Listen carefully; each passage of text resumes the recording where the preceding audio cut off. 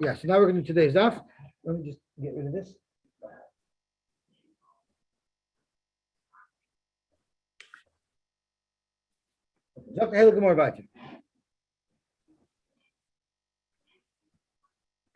Rapapi Bishmei de Rav says as follows: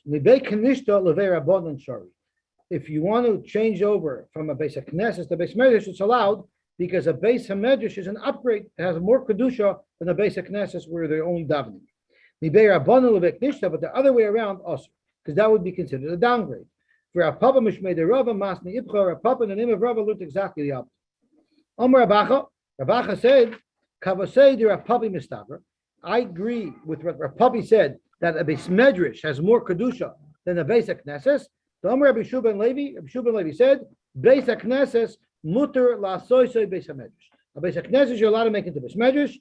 Shema mino, you see from here that the Beis Medrash has more kedusha. Dorish Bar Kapo, my dichsiv. It says in the pasuk when the Mizraim came to destroy Eretz Yisrael, it says Vayisrael ves Beis Hashem, ves Beis HaMelech, ves Kol Bota Yerushalayim, ves Kol Bayis Gadol, Saraf Be'esh. So what are all these structures described in the pasuk? Beis Hashem. Ze Beis HaMikdash. That's referring to the Beis HaMikdash. Beis HaMelech, Elu Palterin Shal Melech. That's referring to the palace of the king. There's Kol Bata Yerushalayim, Kimashmoin, the residential homes in Yerushalayim. And then the final thing is there's Kol Beis Gadol, Saraf Beish. What is the Beis Gadol? All the Beis Gadols. What are we referring to? Rabbi Yochanan and Rabbi Shua ben Levi have two different opinions as to what these Beis Gadols were. Chadam or Mokum Shemegadol by Torah, a place where Torah becomes greater in, means a besmedrish, because in the besmedrish, the metumult and learning, we get a bigger chlorkite, and the Torah actually grows. The chadam or mokum shemegadlin by tefillah, a place where tefillah grows, because you daven betzibur and you daven more kavana.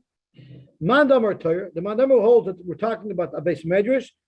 Where do you see the word gadol refers to a besmedrish where you learn Torah? The chsiv Hashem chavis the man tzidko yagdol Torah v'yader, so it says yagdol Torah. Mandam or tefillah. The king told somebody, I want to hear all of the great stories of the Moipshim that Elisha Hanavi did. So it's referring to the Moipshim that Elisha did with the word Gedolos. Now Elisha did Nisim.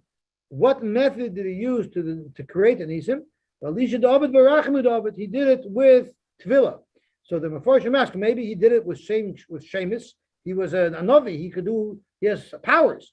So the Mefarshim tell us that anybody who benefits from people, like Elisha did, he had a free Airbnb in the Shunamis' home, cannot do anything with Shem Hashem. He loses that power.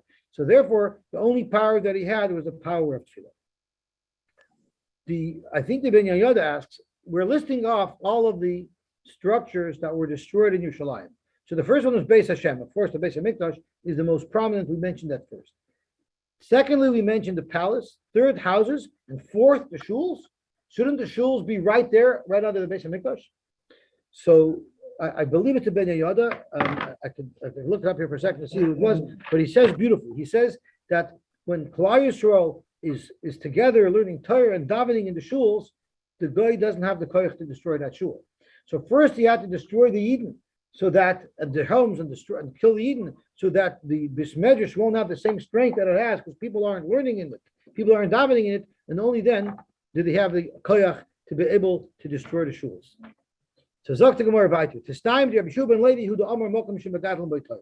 No, I think you're making a mistake, because before Chorban Beis Hamikdash, I'm sorry, I said you made a mistake. What I think was that before Chorban Bayis, they did the tefillah in the house, and the house became like a Beis Medrash. There were more, the tzedakah came out of the house, everything came out of the house. That was like a Beis Tefillah. People used to come there and they used to be mispalel. I know a lot of people who their houses are Beis Tefillah. All the Rebbe Shtiblach by the Rebbes. The house. So we want to prove that the Rabbi Shua ben Levi holds that the greatest house is a house of Torah, like we said at the beginning of the daf. From Rabbi Shua ben Levi, Beis HaKnesses, Muter La'asoisei Beis HaMedrash. So you see that the Beis HaMedrash is the ultimate Shema Mino. Zok the Gemara Baitu. If the tzibur sold a Torah, they shouldn't downgrade and buy Sfarim.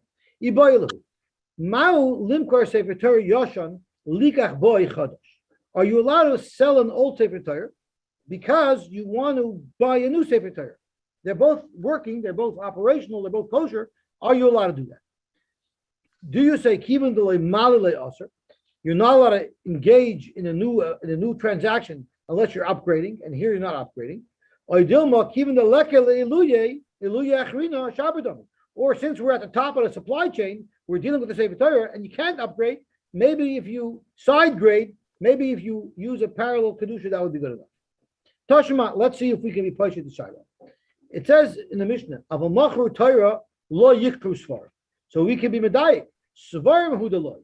It's only svarim that you're not allowed to buy if you sold the Sefer Torah. Ha Torah b'Torah, but to buy a Sefer Torah with the proceeds of another Sefer Torah, shaper dami. Should be beautiful raya. So tomorrow you have no raya at all.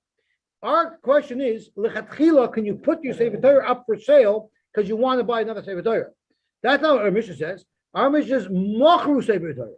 If you already sold a Sefer Torah and now you have money, what can you do with that money? There, yeah, you buy another Sefer Torah with it. But that doesn't mean lechatchila you can put your Sefer Torah up for sale because you want to switch it for another Sefer Torah. So come on, Masnizim the Evet. The Mishnah is talking about what it says machru. If you already sold a Sefer Torah. Kikami Bayalan, our question is, lechatchila, are you allowed to put your Sefer Torah up for sale? Sorry?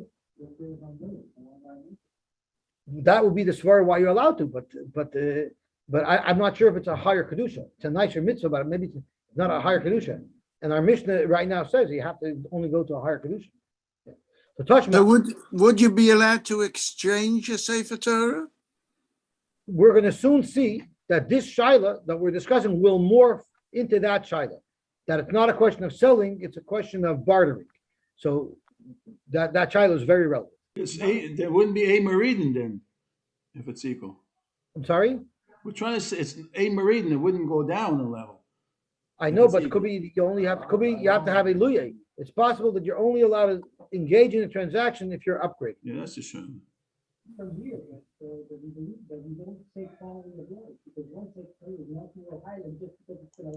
That's right. That's how it's right. Tashma. What's that? To pay for a wedding.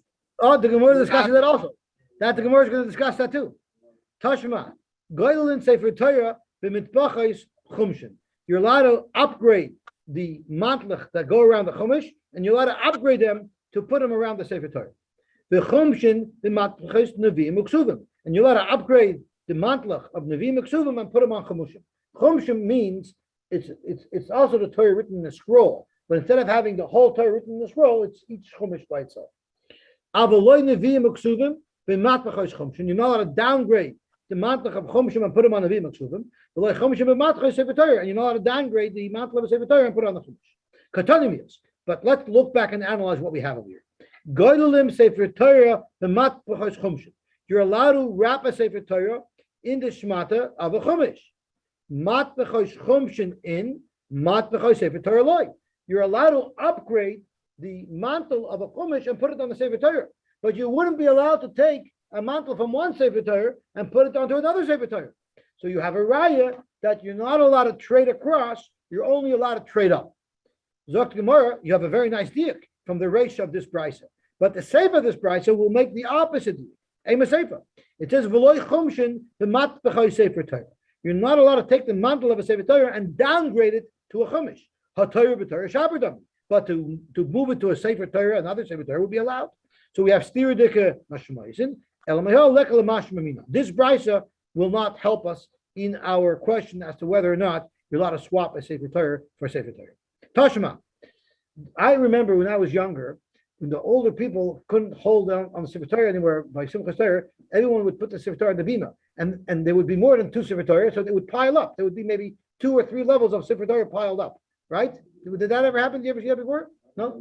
I remember once seeing Sefer Torah piled up. Maybe it's a different place. I don't know. Wasn't here? It's never here? It's always only one row. It's never piled up. Okay, so the Raja says, Manichin Sefer Torah al Gabe Torah. You're allowed to put one Sefer Torah on top of another Sefer Torah.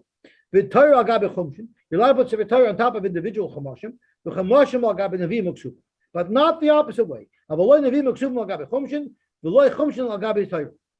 So you see clearly, if you're allowed to put one Torah on top of another Torah, so you see that you have both at the same level of kedusha. So then you should be able to swap one Sefer Torah for another Sefer Torah. You're allowed to put one Sefer Torah on top of another. So you're bringing a raya from swapping Sefer Torah to putting one Sefer Torah on top of another one. Shiny hanacha d'lo. By hanacha, there is no other solution. If you got to put it down, you don't know where to put it down. You got to put it down on something else. But you don't have a raya that you're allowed to sell a Sefer Torah or swap one Sefer Torah with another. If you're not going to tell me that when it's efshir, even then you can't put one Sefer Torah on another Sefer Torah. How could you ever roll up a Sefer Torah? When you're rolling it up, automatically every row is going on top of the other row. And if you're not allowed to do that, then even if it's efshir, you wouldn't be able to do that. Ella, what are you going to say? Exactly. Since there is no alternative, that's why it's mutter. Hachanami, so too when you're piling one sefer or another sefer, you have no other way, you have no other place to put the sefer Torah. But to swap a sefer Torah, you're allowed to do that. So we still don't have a right. So we're going to try again. The Gemara doesn't give up so fast. Tashma. The Amar Rabba Barachana Amar Bereich, the Mishum Abshim Gamliel. Lo yimkar adam sefer Torah yoshan. A person should not sell an old sefer Torah. Likach by chadash, to buy a new sefer Torah. So this seems to be exactly what we're discussing. So Gemara, no. You might sell the Sefer Torah Yoshan, and the cash that you have, you might have an emergency and use it for something else, and then you're not going to buy another Sefer Torah, and then you're going to have nothing. Ki Kamrina, and our shaila is, like Rabbi Yankelev mentioned earlier, there's already a Sefer Torah written. You're not going to take the money and hire a Sefer now. There's already a pre-written Sefer Torah in the store. You want to buy it. Umanach, the cost of a monach, it's already there in the store. Are you allowed to swap your old Sefer Torah for the new Sefer Torah that's already written? So we still don't have a riot. Toshma, so we'll try again. I'm sorry? If you're allowed to swap, you have an old Sefer, are you allowed to swap it for a new one? Right. So now the Gemara is like sort of fine-tuning the question, because the Gemara already said that you can't sell because that money might get squandered before you buy the new Sefer Torah. So how can the Sefer sell it? Why not? I mean, if you commission a Sefer Torah to a Sefer to write it for you, all of these discussions are only a communal Sefer Torah. Private Sefer Torah is not an issue. If it's a personal Sefer Torah, it's not an issue. This is only negated to a communal Sefer Torah, and the Gemara on the base is going to make that a little clearer. So Zok Gemara about the Tashma. Don't my berech mishum meir. Ein merchen Sefer Torah. So Rebberal, now we have what you said. Ein merchen Sefer Torah. You're not allowed to sell Sefer Torah. Ela lilmay Torah, to learn Torah. Zok Rashi, mind-boggling. Zok Rashi, you're allowed to sell a Sefer Torah so that you could take off work and sit and learn. Ela lilmay Torah lesparnes boy. You could live off the proceeds of the Sefer Torah kishaloi mit Torah. The Kasol Kadaitach and the Gemara is going to try to bring a raya to who didn't liknoi Sefer Torah. If you're allowed to sell a Sefer Torah to sit and learn, surely you should be able to also sell a Sefer Torah to be able to buy another one. Should we worry about Yosy? Should we worry about Pshi also? I'm sorry? Should we worry about Pshi also? That he's going to sell it to learn, then he doesn't learn. You have to speak to a lot of shvers about that. Or to be able to get married, if you need money, you'd be allowed to sell a Sefer Torah. So Shmamina, Torah b'Torah Shabbatom. You see, you can swap Torah with Torah. So Gemara, it's not a riot. Dilma Shadi Limud, learning Torah is even greater than the Sefer Torah itself. Shalimud maybe l'dei Maisa, because learning Torah brings to do mitzvahs. Ishanami, it's of paramount importance, because the Torah says, the pasuk says, Loisayu bar, Hashem didn't create the world to remain desolate. Lashavas yitzara, Hashem created to be inhabited. Avol Torah b'Torah, loy, but maybe you're not allowed to swap out a Sefer Torah for another Sefer Torah. Taner Rabbanan, lo yimkar adam Sefer Torah, a person should not sell a Sefer Torah, even if he doesn't need it. And there are those who go punkvaker. A person shouldn't sell a Sefer Torah even if he's desperate, even though he's desperate for the money. Even if a person is so desolate that he doesn't even have food to eat, and he uses his Sefer Torah to bail himself out, or he sells his daughter as a shivcha, so that he can have money to survive. He will never see a simon bracha from that money, Rashi says. Not he'll never have a simon bracha, that money he won't have a simon bracha from. He's going to end up spending it on the wrong thing. There's a very famous story with a fellow from England where they have socialized medicine, and this goes back in the 70s, who came to America for a wedding. And in America, he had a heart attack, and he needed emergency open heart surgery. He didn't have insurance, and it costed him back then, it costed $50,000. He was away for 2-3 months, and then finally he got better. He went back to England, and his Rav said, Shalom Aleichem, welcome, Baruch Hashem, you're healthy, it's wonderful. So he said, no, Baruch Hashem, I'm healthy, but it would have saved me a lot of money had this happened in England, because I wouldn't have had to pay $50,000. So the Rav said, I think you're making a mistake. How do you know that by this Rosh Hashanah, there was a gzeira upon you that you would have to spend $50,000 on medicine? Could you imagine how sick you would have had to be in England to spend $50,000? At least in America, because every little thing costs a lot of money. So we said even the extra money. So you sold the Sefer Torah and you bought a basic Knesset with it. I'm sorry, Sefer Torah is the ultimate. You sold a basic Knesset and you bought a Sefer Torah with it, but you have extra money. Even that extra money also could only use for Sefer Torah. Amarava, lo yishanu ela shemachu v'yisiru. This that we say that even the extra money has to be used for the higher purpose, that's only if you sold it and now you have extra money. Avol gavu v'yisiru. What if they were raising money for Beis Medrash and they raised more money than they needed and there's extra money? That's mutter. That doesn't have to be kept on the same level of kedusha. Eisvei Abaye, correct Abaye on this halacha that Rabbi said. We have a brayta that says the following: Amed devar mamurim shaloi hisnu. This that we say that you're allowed to is shaloi hisnu. I'm sorry, that you're allowed to use the money for other things is shaloi hisnu al manas lasash v'tzanenim and adamu. The only way we say that you're limited with what you could do is only if you didn't make a t'nai when you made the sale that we want to be able to use the money for anything. But if when they sold the basic Knesset, when they sold the Chumashim, whatever they sold, they made a t'nai that we want to be able to use the money for everything. Afilu leduch susya mutter. You even know how to use it for something mundane, like a duch susya, which the Gemara will define what it is later, but it's something mundane. So strike Gemara, this doesn't make any sense. Hechidam. If they had a basic Knesset and they sold it and there's extra money, what does it help if they made a t'nai? He hisnu, I have it. What's the difference if they made a t'nai before they sold it that they're going to use it for anything? The halacha is it retains its kedusha. If it retains its kedusha, your t'nai can't take away the kedusha, so that doesn't make sense. Ella, the only thing this brayso could possibly mean is shagavu v'asiru. It's speaking where they were collecting money for a certain purpose and there was extra money. And even so, time of the history, if they made a t'nai when they were collecting the money, that excess money they can use for other things, then you could use it. Haloi hisnuloi. But Rava said, Gavu v'asira is fine without restriction, without a t'nai. So it's shver on Rava. So let's say that the brayso that Abaye quoted is speaking where they sold it and there was leftover. But the problem is they can't make a t'nai to take kedusha off. We already said when you sell something, it's restricted. So this is what the brayso means to say. When do we say you're restricted with what you can buy from the proceeds of a shul, of a sefer Torah, or whatever it is? That's only if it wasn't done with a full community meeting with Shiva Tu Be'er.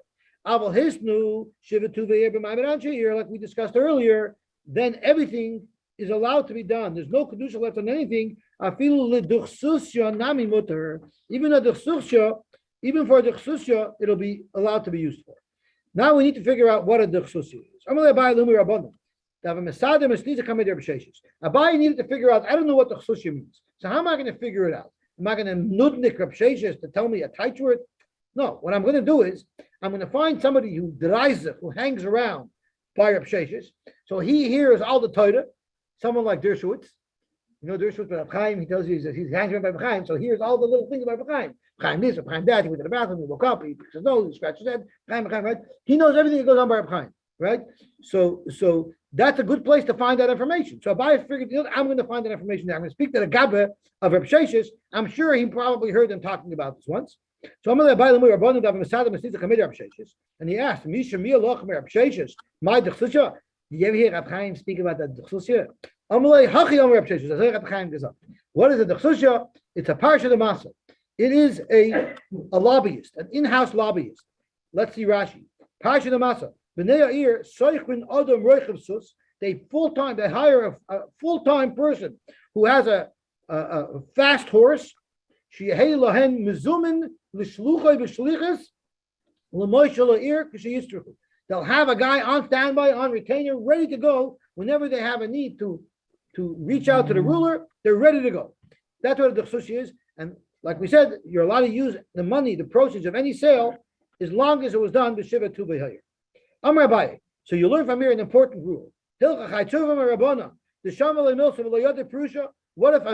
Rabbanan, the Talmud Chacham, is learning something and he's stuck and he doesn't know what's pshat and he can't find a Masifta Gemara, an art scroll? What does she do? He should speak to somebody who dreisach around the Rabbanim. He should ask the Rebbe's Gabba because he probably heard something about this. It's impossible that he didn't hear this answer from the Gabba Rabbah, so that's a great place to get information. What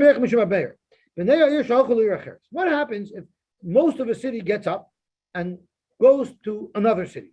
They go visit for a couple of days. And in that city, they made a psak halacha that everybody has to contribute $100 to the tzedakah fund of the city. So these people who came, they also have to contribute. So the halacha is nice. They have to submit the money to the Gabi on the spot. And when they're ready to leave to go back to their city, they're allowed to ask the Gabi for the money back. They can give the money to the Anim of their city. So what the Mefarshim explain is they don't have to give money to the Anim of this city, but if they're not going to hand over money, people are going to be choshid that they're violating the Gzeir. So they hand over the money to the Gabbai, but when they go back to their city, the Gabbai gives that money back to them, and that money they still gave to Tzedakah, but their responsibility is to give it to Anim of their own city. Sorry? Just what? What does that mean?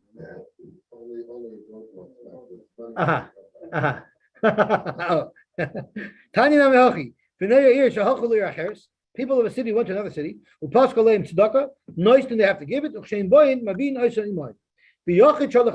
it's an individual who went to another city? There he doesn't get to take it back with him. And the Mefarshim tells the reason is very simple. One person, his aniyim, the aniyim of his city, could survive without him. But if the city went and they're giving all the money to the next city, it's going to deprive the aniyim. It's going to deprive the aniyim of their city. Zok to more Rav Huna gozer tanisa. Rav Huna was gozer times. All legabe Rab Chana bar Chaniloi, who came. Rab Chana bar Chaniloi came from a different city with an entourage. The whole Bnei Masa, he brought his whole village with him. And Ramu Alai Tzedakah. And Rav Huna said everybody's going to give $100. There was a Gzeir going on. They had to employ lawyers. Everybody's giving $100 to Tzedakah. The Yavu, they all gave it. Kibol Meisei, when Rab Chana bar Chaniloi was ready to go back to his city with his delegation, Amrloi, he told Rav Huna, Nois v'lon mar v'nezel v'nefarnis ba ani amasin. Could we have our money now so that we can give it to the anim of our city? Amrlahu, he told him, sorry, pal, you're not getting it back. Tanina, we learned in the Brisa, Mamedavar Mamurim, when do you give the money back? That's b'cha'en sham chaver ir, where there's no Talmud Chacham, Hamas Azak, who's in charge. So just a loose type of framework. But Avol Yesh chaver ir, tidnasin the chaver ir. The chaver ir keeps the money. The Chol Shekain, Zok Rab Huna and Kol Shekain, in this particular situation, Dani Didi Viditchu Alai Smichi. I happen to distribute part of my tzedakah fund in your city as well. So it's not like giving to me is going to deprive Aniyah Yircha. I'm taking care of Aniyah Yircha as well. The Rishonim say that when you learn this Gemara, it's a time to call out and to congratulate and to thank and to acknowledge all of the Gaboy tzedakah who work so hard to help people in the city. So that's what we'll do. Zok the Gemara weiter. Ein moichen es shel rabin l'yochid. You're not allowed to sell like a sefer Torah of the rabbim to a yochid. Why? A Until now, you had a sefer Torah that they lend with a minion. Now that a yochid has it at home, that's it. No more lending with Not a a minion. sefer Torah, it's a shul. Could be a shul too. Talking about a shul here. If Reb Meir. Reb Meir, that's what Reb Meir says. Amalur told Reb Meir in Cain, af loy meir gedoyla leir katan. If that's the case, if you're so worried about the roiv hamadras melech, if you're so worried about having the maximum kedusha, then you're never allowed to sell anything, because very rarely are you going to have two cities that are exactly the same size. So you wouldn't be allowed to sell something from a large city to a small city. I'm not sure how you sell a shul from a large city to a small city. Unless you have a big flatbed. Maybe, yeah, it's one of Mati's shuls. Very good. Okay. Zog the Gemara weiter. Shaper ka'amele Rabbanan le Reb Meir. Rabbanan have a good time to Reb Meir. If you're going to say that you're never allowed to go from a higher kedusha to a lower kedusha, so then ain't no davar soif. Then you can never sell anything. For Reb Meir, he says differently. Meir gedoyel leir katana, that's not a problem, because meikar kadisha hasnami kadisha. They both have the kedusha because they both have a minion. They both have a minion. But meirabim liyochid leka kedusha. Rabbanan, what are the Rabbanan going to do? If you are worried, then you have to be worried even from a big city to a small city. Let's see Rashi. I think Peter. I want to let you know, Yossi, that the shul in Camp Aguda used to be the first prefab of B'nai Torah. Really? Yes. So they were ma'alet the B'nai kedusha. Torah started in that prefab, and he was moved to Camp Aguda. Over in Arnett. Was in Toronto? They actually brought it from Toronto? Yeah, they brought it from Toronto. Wow, what? Keep up with it. Yeah. Oh, lovely. Rabbanan Amri, if you're going to be concerned about going from many to few, and Peter, you're right. So I'm not sure what Rashi means, because Rashi's talking like you said. It's Rashi's, we're talking about a basic knesses. You're not choshish. Even the shakel dummy. So this is the Rashi that Rabbi Kiveger asks from. There's never a problem selling. You know why? Even the shakel dummy, since there's a financial transaction, you're taking the shul and I'm taking the cash, and the money is taken on the kedusha of the shul. Call the boy lekeach ovid, the lekeach can do anything he wants. So this is the Rashi that Rabbi Kiveger asks from. Here you see Rashi says in any transaction, the money takes on the kedusha, and the item that's purchased loses its kedusha. Yet Rashi before said that both things retain their kedusha. So that was Rabbi Kiveger's kasha of Tzorach Chimba. Okay, let's see the Gemara weiter. Maslisen. Ein moichin beis hakneses ela al tnai. You're only allowed to sell a shul if it's revocable. You cannot sell a shul irrevocable. You have to make a tnai shem yirtzu yachsiru, that at any time in the future, if we want our shul back, we'll refund the purchase price, and we get back the shul. Divrei Meir. The problem is, let's say we sell a shul. So we sell a shul for $1 million, and then 2 years later we want our shul back. So we'll give you the $1 million, and you'll give us back the shul. But you lived in that shul rent free for the last 2 years. So really, there was a loan here, because technically what happens is if we're going to reverse the sale, then we were holding your $1 million for 2 years. We borrowed $1 million from you for 2 years, and in return, we've given you free rent. So that should be a Property problem. value went up. That's what I was thinking. It's impossible that a property value went up. But I guess in those days there was a problem of rent. Why should it be called a loan? It could be a lease, a rent. Because it's a t'nai. If it's a t'nai, it means l'mafrei, it's bottom. And there was no other transaction. There was no other deal made. Technically, they made a lease in economy, but here they didn't. It was a sale on a condition, and the condition was not fulfilled because they decided they want it back. So now basically we were holding your money and you got free rent. So let's see what the Gemara says. No, you can sell it permanently. There's only 4 things that the purchaser cannot use a shul for because it's particularly demeaning for the shul. They can't make it into a bathhouse. Into a tannery. Into a mikveh. Into a urine lock place. Rabbi Yehuda says moichin oisa l'shem chotzer. They're allowed to sell it for a generic term, for a chotzer. And then the lekech mashiyut yasa, then the lekech could rezone it for anything that he wants. Frank the Gemara, Uller Reb Meir, who holds that we can reverse the sale after a year, after 2 years, because we have the right to back out. Hey chidariba, how could the purchaser live there rent free? Hahavela ribis, will it not be ribis? Amar Rabbi Yochanan, Dr. Rabbi Yochanan, it's not a problem. This type of ribis is not a problem because Reb Meir b'shiddush Reb Yehuda Amar, the Amar tzad echad ribis mutter. So let's think a second. Ribis, Dr. Rabbi Yehuda, means if we make a deal where you're for sure going to have ribis, lend me $100,000 and I will give you back $110,000. That's it. There's only one way this will end up, that you're going to get ribis from me. But in this case, where I'm making a sale, if I end up backing out of the sale, yeah, it'll come out that you live there rent free and you got ribis. But if I don't back out of the sale and the sale remains, there's no ribis here. So that's called tzad echad b'ribis. It's a transaction that could lead to ribis, but it's not guaranteed to lead to ribis. So Zok the Gemara, Rabbi Yehuda holds that tzad echad b'ribis is mutter. So therefore, in this case, it's not a problem. Tanya, what if I owe Reuven $100,000 and I happen to have a property that's worth $100,000? So I take this property and I give it to Reuven, and I tell Reuven, this is my property that's worth $100,000. You can hold it as a mashkin. And if I don't pay you back, if I cannot come up with the money by February 1st, then let's say that I sold you this property. The problem is between now and February 1st, who's going to get the payers of this field? Zok the Gemara. If the loiva eats the payers, mutter, then there's no problem because I'm eating the payers the whole time, and therefore there's no ribis. But like if the malva is eating the payers the whole time, then it's going to be osir. Because if the malva eats the payers, what's going to happen is let's say by February 1st I come up with the money and I get my property back. So you ended up lending me $100,000, but you also got payers from me. So that's ribis. So that would be osir. Rabbi Yehuda, in this case, it wouldn't be a problem. Even if the malva is enjoying the payers during that transition period, mutter, it'll be mutter. Why? Because it's tzad echad b'ribis.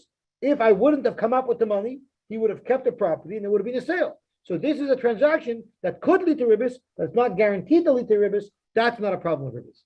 From Rabbi Yehuda, Ma'aseh bebitus ben Zoyna, there was a story with Bitus ben Zoyna, she'asu sadeu mecher.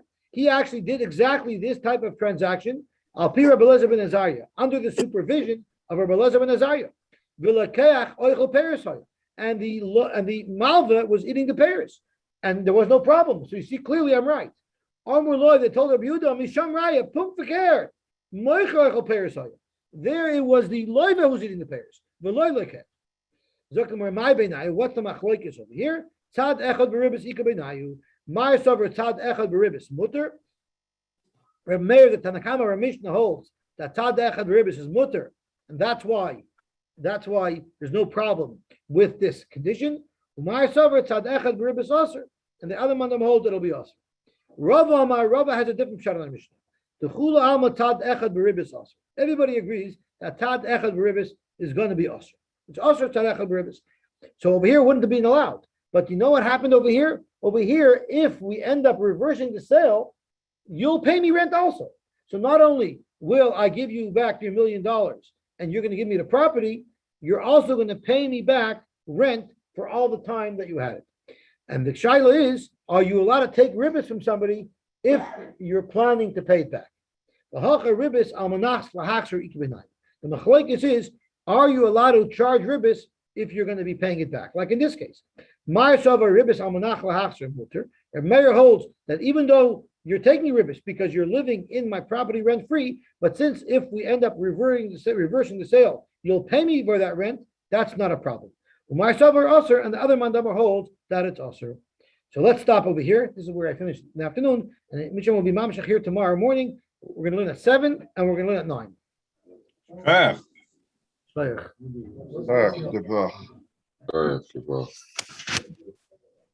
yeah, that was a marathon.